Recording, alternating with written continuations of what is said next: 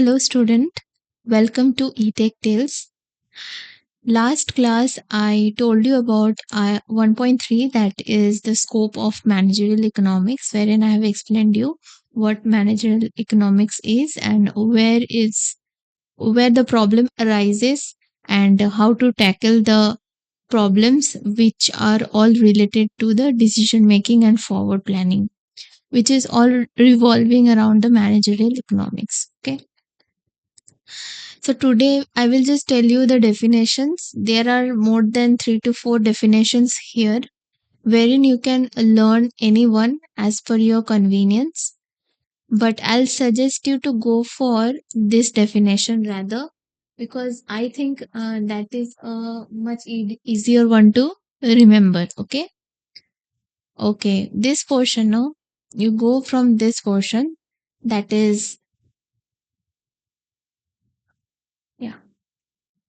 Spencer, he defined the integration of economic theory with business practices for the purpose of facilitating decision making and forward planning by management. So, these two terminologies you have to mention while defining managerial economics.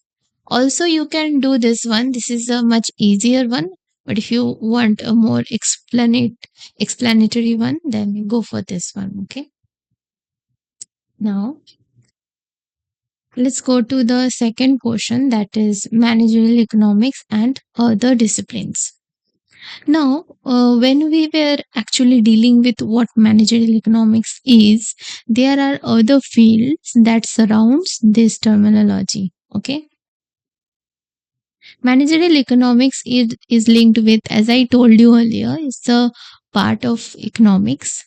The economics that it deals with is applied microeconomics. So somewhere it is linked directly to microeconomic theory. Okay. Now microeconomic theory deals with pricing theory, demand concepts, theories of market failure, market structure, etc. And a few elements of microeconomics are also used here. Okay. Macroeconomics, on the other hand, it is somewhere parallel, because as per the economy, we decide as an individual what to do, what steps are to be taken.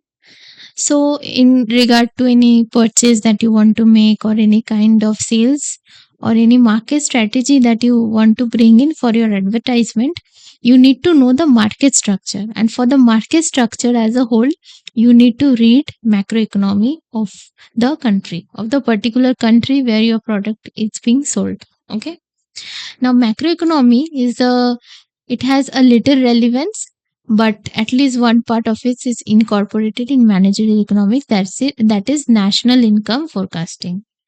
So, like when you want to forecast a particular individual's income, and according to that, you want to facilitate the need the person has.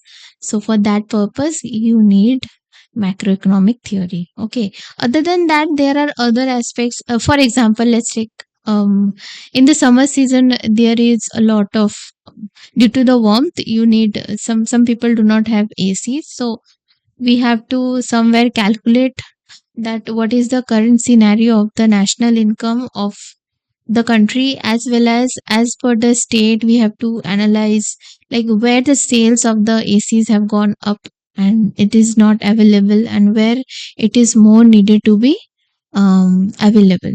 So for that purpose, macroeconomic theory has a direct dealings. Okay. Now, operations research is some term that is a separate one, but not same as that of the managerial economics. But when you are a manager, at that time, you need to know the operations research portion, especially linear programming. Okay. When you are doing this, okay, what is linear programming? I have an explanation to that. Give me a second. Linear programming is actually, it is kind of a method wherein it's a technique. Okay. You will read about this in your masters if you're doing from IGNOU for economics. Master in arts of economics, or if someone is doing BS in mathematics, they are familiar with the with this kind of thing, that is linear programming. So it's a technique, or which is denoted in algebra, that uses linear equations. Okay, linear equations meaning that we have already learned in our childhood, that is 1a plus 2b equal to 3c kind of. Okay, this is more, there are two variables. Okay, with this we can say this is a linear equation. Okay, so there are 2 to 3 variables, sorry, linear equations that we establish according to any problem that we face in the economy, keeping in constant of certain things that are not changing, like the constants. Okay, these are the constants, so we need the constants to be fixed, and as per that, these are the constant. So these are to be fixed, and these are the variable things.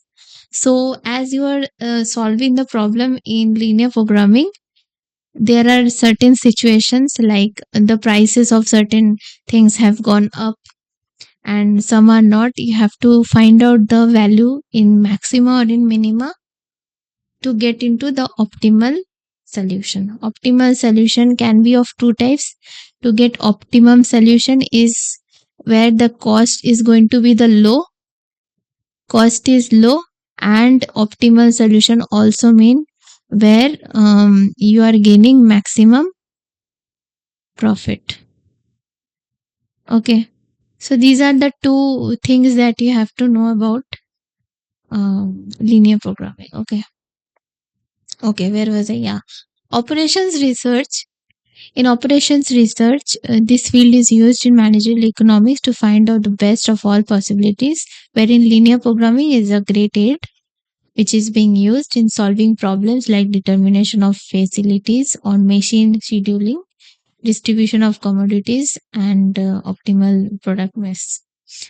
So, as I said, linear programming is a technique in algebra that uses equations to figure out how to arrive at the optimal situation. Okay, like there is a maximum or minimum that you will get as an answer to any mathematical problem. Okay, now theory of decision making.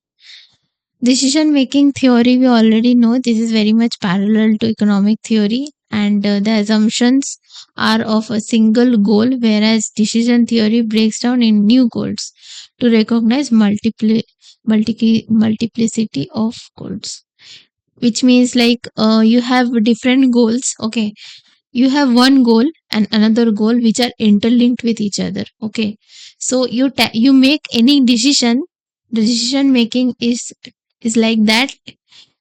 So you gain advantage on this decision which will benefit you in future, and this one as well parallelly. Okay, statistics, we know that it is just the presentation of graphs. Okay, of different items. It can be anything actually, starting from sale, revenue, production, cost functions, anything. Okay. Management theory and accounting. Maximization of profit is the main motive. The okay, management actually deals with two things. One is profit maximization,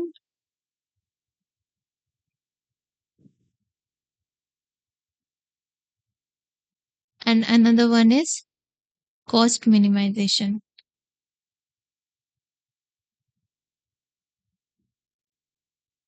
In layman words, whenever you reduce the cost of any product, you can get a good revenue. Whenever you're increasing the profit, you will get a good revenue. So these are just parallel to each other. So this is what the management theory tells you about: maximization of profit and minimization of cost. When we are doing cost minimization, the material of the product can get hampered, but when you are doing the profit maximization, then also your other fixed cost will start to increase. So that is one of the constraints that you might face. Other than that, profit maximization has been regarded as a central concept, huh? In this, okay, in recent years, organization theories have talked more about satisfying instead of maximizing. So, the profit maximization should be in a satisfying process, which will not give you a lot of headache about the management process. It will rather give you a relaxation that the process is going on smoothly. The smoothness of the process. Okay, that is satisfying, I think. So let's go to economic analysis. Economic analysis is the constant. Okay, I'll just tell you a gist of this thing. Now, economic analysis, as I told you, it analyzes two places. One is macro, one is micro.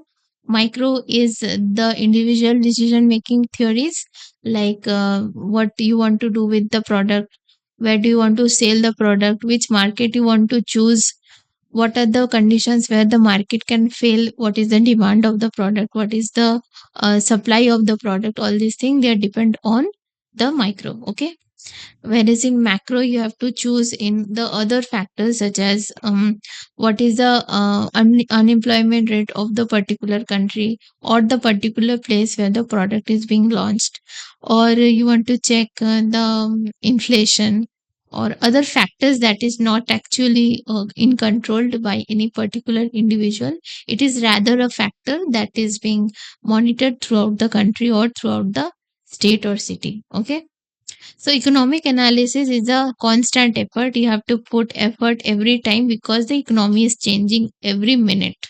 Okay. Sometimes it goes up and sometimes it may face in a downtrend way, but that is also due to the scarcity, which means that there is scarcity of resource. Okay, the optimal economic activity is to maximize the attaining of goods of ends, the means of their sacrifices, or the minimum, or to minimize the use. Okay, so you have to minimize the use of resources, or else you have to maximize the profit ends. You have to meet the ends of the other party.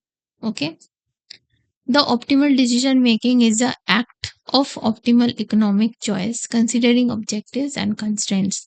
This justifies an evaluation of managerial economics through concepts, precepts, tools, and techniques of economic analysis of the following types.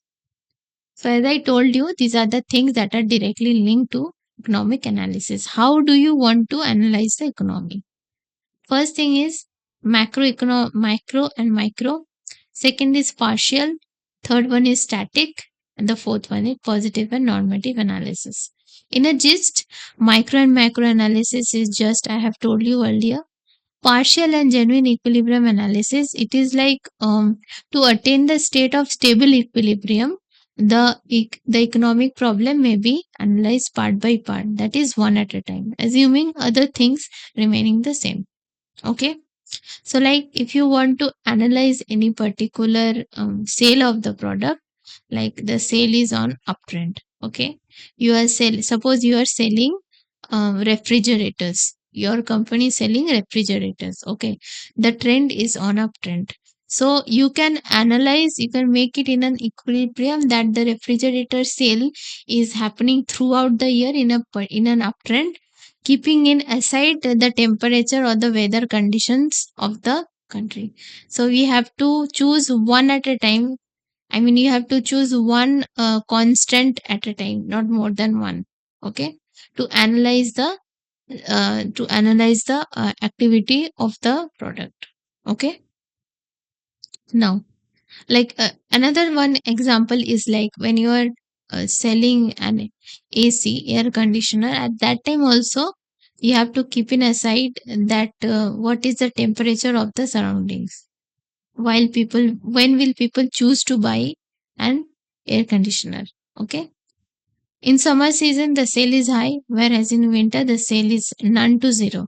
Okay, that is because that is a factor which you will be considering one at a time. You cannot consider due to the wherein in the summer season there is a lot of money people have, wherein in this thing you cannot do.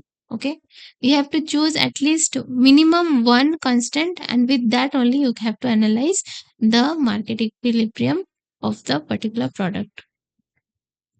Now, static, comparative, and dynamic analysis.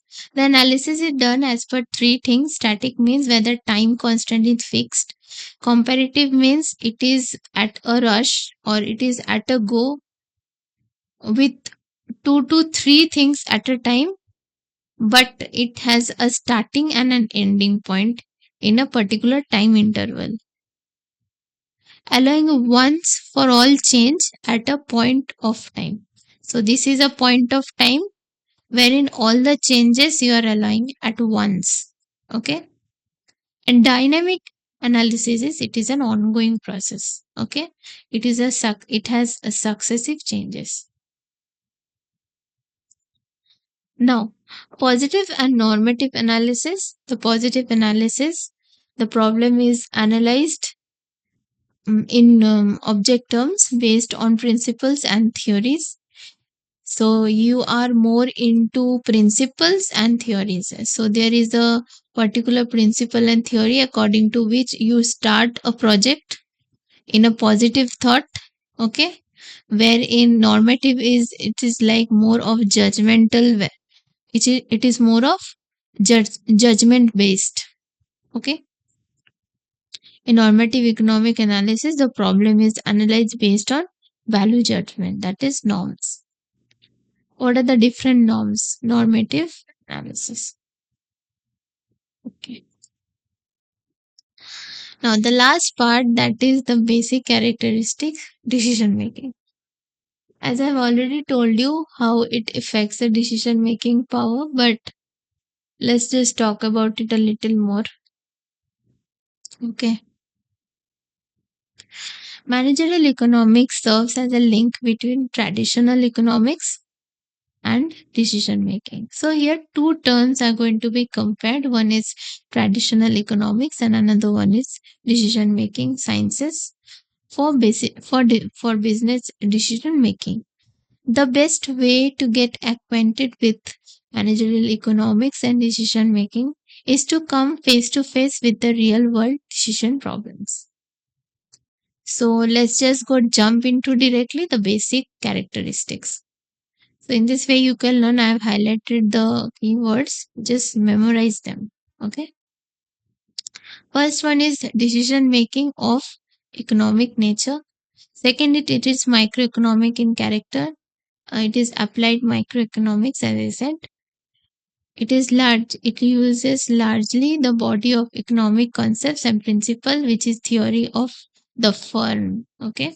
This is a new term as it uses the economic concepts and principles. So, as per the economy, the concepts that prevail in the economy and the principles stated, it is called theory of the firm. So, if it question comes that state the theory of the firm with and how is it linked with the managerial economics, or you can say that the basic characteristic of managerial economics is stated in the theory of the firm. Explain. So in that sense, you have to explain that in the economic concepts and principle, which is related to managerial economics and its basic characteristics is stated in theory of the firm. Okay. Theory of the firm is relating to micro and macroeconomics and the whole story that I have told you. You can put into all these 2 points as well into that. It is goal oriented and prescriptive, meaning you decide something as per that the product is being made. You have certain goals as per which the revenue, or you have some target to meet. For example, you have forecasted certain amount of profit for the year end.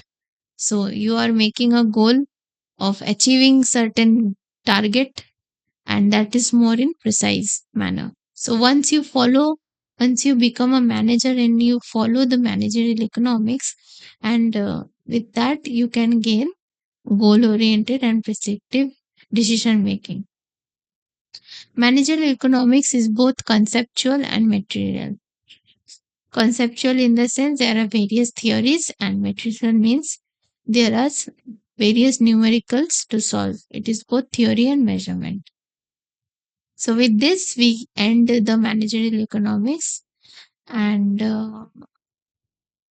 the first unit of managerial economics actually. And there is a summary which you can read. Okay. So next, in the next class, we'll start with the unit 2, the firm, stakeholders, objectives and decision issues. Thank you so much for the class.